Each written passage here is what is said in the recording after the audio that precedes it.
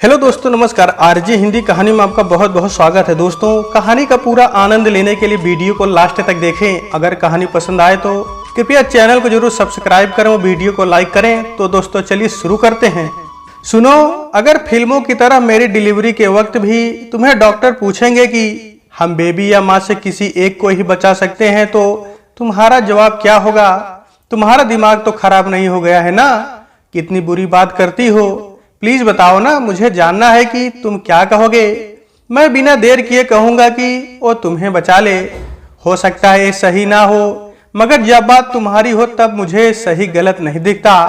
मैं तुम्हारे 9 महीने की तकलीफ, तुम्हारे दर्द, तुम्हारे मातृ प्रेम और पिता बनने के अपने सबसे प्यारे सपने को मैं एक पल की देर किए बिना त्याग कर तुम्हें बचाऊंगा।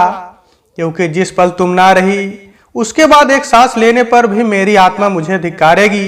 नहीं, तुम मुझे नहीं, हमारे बच्चे को बचाना और उसे इतना प्यार देना कि उसे महसूस ही ना हो कि मां ना होने से कोई तकलीफ भी होती है। आज कैसी बहकी बहकी बातें कर रही हो तुम यार? चरस की लत लगा ली है क्या? नहीं, मैं मजाक नहीं कर रही। आज पता नहीं क्यों ये बात दिमाग में आ गई। तुम्हें वादा करना होगा कि तुम मेरे बाद अपने आप को कुछ नहीं होने दोगे और हमारे बच्चे को। मिस्टर कबीर। किसी के अचानक पुकारने से कबीर की यादों ने उसे हकीकत की ओर धकेल दिया। सामने डॉक्टर वर्मा खड़े थे। डॉक्टर साहब, प्रतिमा अब कैसी है? कबीर ने हड़बड़ाहट में सबसे पहला सवाल प्रतिमा के बारे में ही पूछा। मुबारक हो कबीर, आपको बेटी हुई है। कबीर की बात को अनसुना करते हुए डॉक्टर ने कबीर के कंधे पर हाथ रखकर जबरदस्ती मुस्कुराते हुए कहा, वाह डॉक्टर साहब, आपने बहुत अच्छी खबर सुनाई। जानते हैं, मैं शर्त जीत गया। मैंने कहा था कि हमें पहले बेटी ही होगी, मगर प्रतिमा ही जिद पर अड़ी थी कि नहीं, पहले लड़का होगा। प्रतिमा खुश है ना हमारी बेटी को देखकर? मुझे ले चलिए उनके पास जल्दी से। कबीर की खुशी संभाले नहीं संभल रही थी। डॉक्टर वर्मा ने कबीर के कंधे पर रखे हाथ की पकड़ को इस तरह मजबूत किया जैसे उसे संभालने के लिए खुद को तैयार कर रहे हों, और फिर अपने चेहरे की झूठी मुस्कुराहट को हटाते हुए गंभीर होकर कहा, देखिए कबीर, हम सब बस कोशिश कर सकते हैं और हमने वही किया, मगर हमारे हाथ में कुछ नहीं होता। मतलब आप क्या कह रहे हैं? मुझे समझ नहीं आ रहा। देखिए, मैं अपनी उत्सुकता को और नहीं रोक सकता। मुझे उन दोनों के पास ले चलिए। मुझे प्रतिमा का मुस्कुराता हुआ चेहरा देखना है। कबीर आगे की तरफ बढ़ते हुए बोला। डॉक्टर ने पीछे से कहा, कबीर, हम लाख कोशिशों के बाद भी प्रतिमा को नहीं बचा पाए। खून बहुत बह चुका था। बच्ची को तो बचा लिया, मगर प्रतिमा अपने दर्द से और लड़ नहीं पाई। नहीं डॉक्टर, आप ये सही नहीं कर रहे हैं। ऐसे मत बोलिए। उसने आपको कहा है ना मुझे डरा देने को। वो जानती है मैं डर जाऊंगा और मैं डर गया। अब प्लीज मुझे उसके पास ले चलिए। कबीर अब अपने आप में नहीं था। कबीर, खुद को संभालिए। आइए आपको आपकी बेटी से मिलवा दूं। डॉक्टर वर्मा कबीर की हालत को अच्छे से समझ रहे थे। कबीर अब मौन था, एकदम मौन, जैसे हजारों बेचैन लहरों को समेटे सागर मौन रहता है। जैसे भयावह काले बादलों को अपनी गोद में लिए हुए कई बार आसमान मौन हो जाता है, वैसे ही कबीर मौन हो गया था, अपनी अथाह बेचैन वेदनाओं को समेटे हुए। कई बार अचानक लगी चोट आपको समझने का मौका ही नहीं देती कि आप उस चोट की पीड़ा को किस तरह बाहर लाएं। कबीर की चोट तो इतनी गहरी थी जिससे उसकी आत्मा तक तड़प उठी थी। जानती हो, ये कहना नहीं चाहिए क्योंकि इस वक्त तुम्हें इतनी तकलीफ सहनी पड़ रही है और फिर इतना ज्यादा दर्द भी सहना पड़ेगा, मगर फिर भी मुझे बहुत खुशी हो रही है। हमारे एक हो जाने के बाद अगर कोई और सपना मैंने देखा है तो वो है हमारे बच्चे का सपना। जितनी खुशी तुम्हें है उससे ज्यादा खुशी मुझे है कबीर। एक माँ बनने की खुशी, दूसरा तुम्हारे सपने को पूरा करने की खुशी। और जहां एक साथ दो खुशियां मिले वहां दर्द की सहलाहट सा लगता है जाना। कबीर, ये देखिए आपकी प्यारी बिटिया।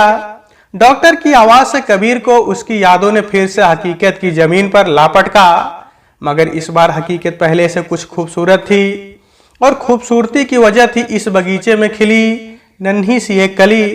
कबीर कुछ वक्त के लिए सब कुछ भूलकर अपनी बेटी के मासूम से चेहरे में खो गया।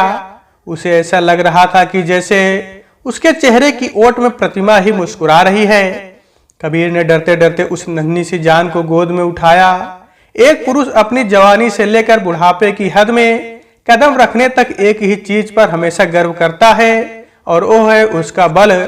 मगर जब वो अपने नवजात शिशु को गोद में उठा रहा होता है तो यही बल उसका सबसे बड़ा डर बन जाता है।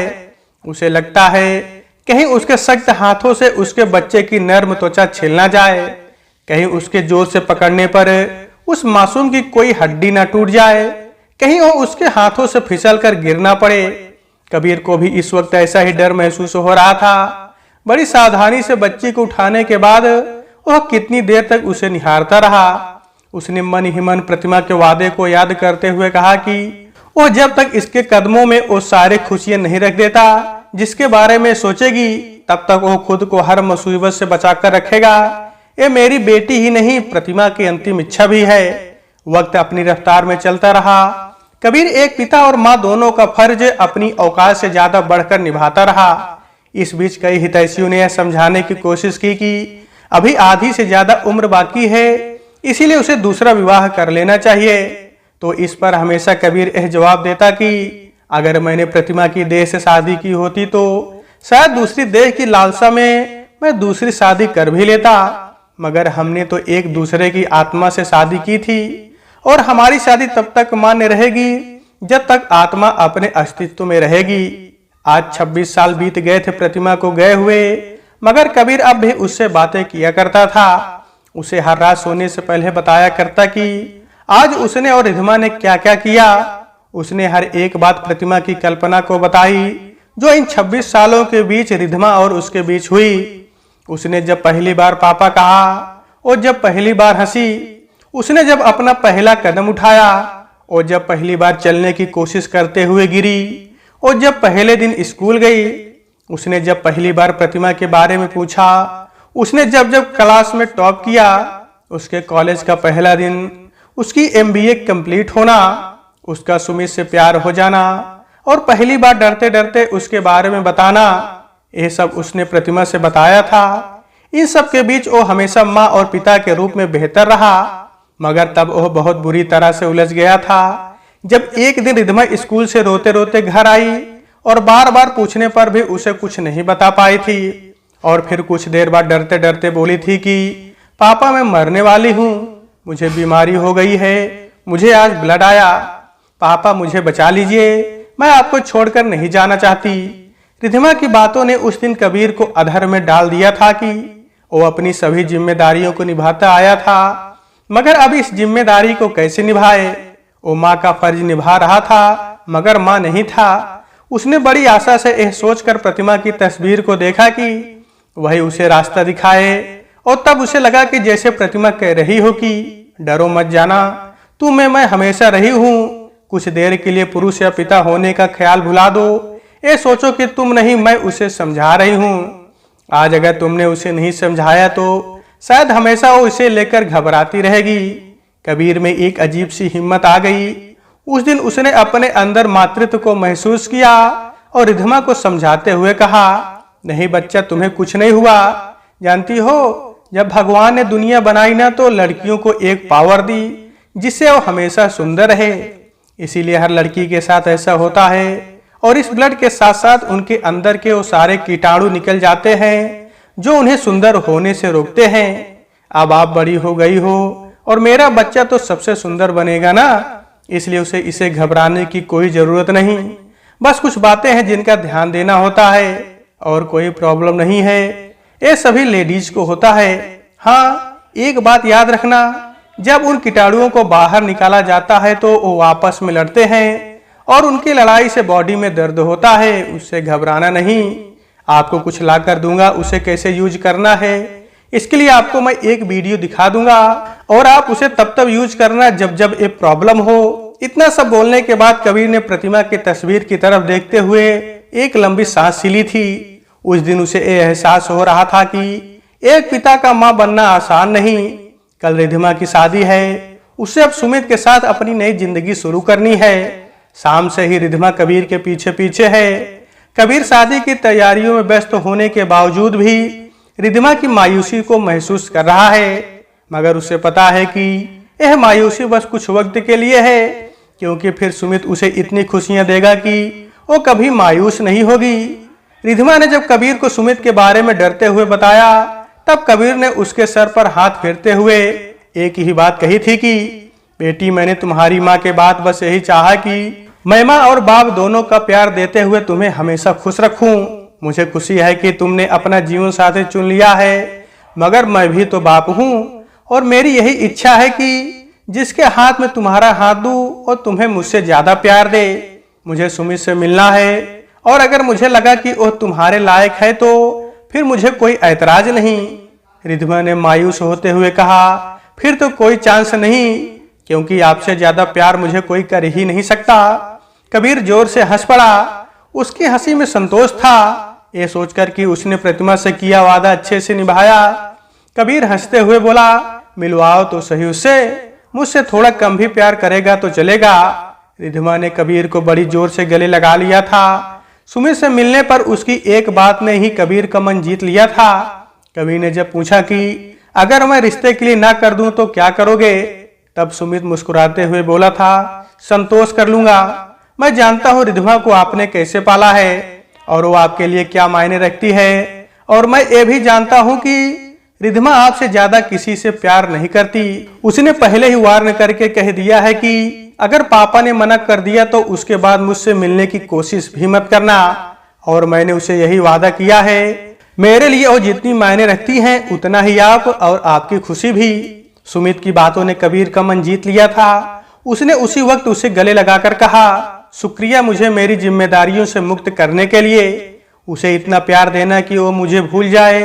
सुमित ने जवाब दिया था कि आप बन जाना बहुत मुश्किल है, मगर कोशिश करता रहूंगा। शाम से ही खुद को रोके रोके रात होते होते रिधिमा आखिर कबीर के कंधे पर टूटकर बिखर ही गई।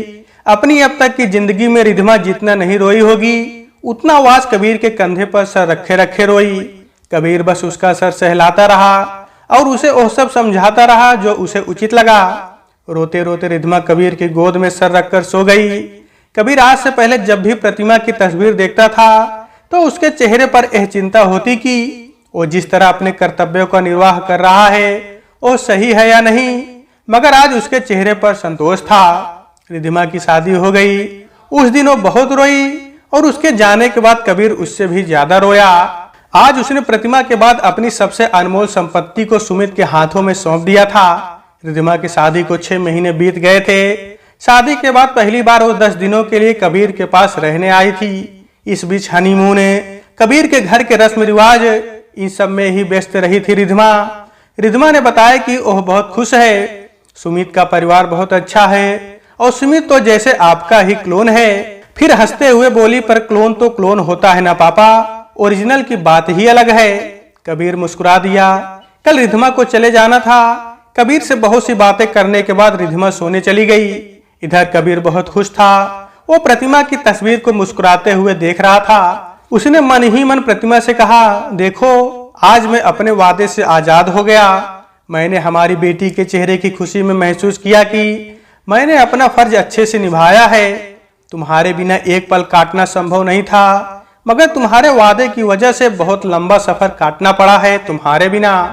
सोचते सोचते कबीर की आंखों का ओह बांध टूट गया जो उसने 26 सालों से बांध रखा था।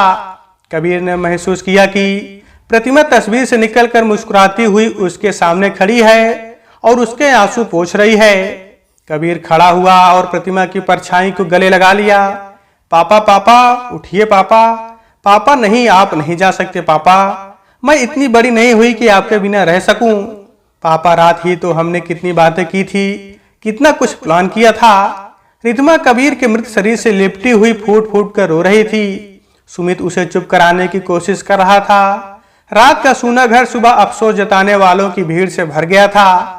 सुबह जब रिधिमा के बार बार दरवाजा खटखटाने पर भी कबीर ने दरवाजा नहीं खोला तो रिधिमा ने घबराकर सुमित को फोन किया, और सुमित के आने पर जब दरवाजा तोड़ा गया तो वहां कबीर का मृत शरीर मिला। मृत होने के बाद भी कबीर का चेहरा संतोष से भरा हुआ था।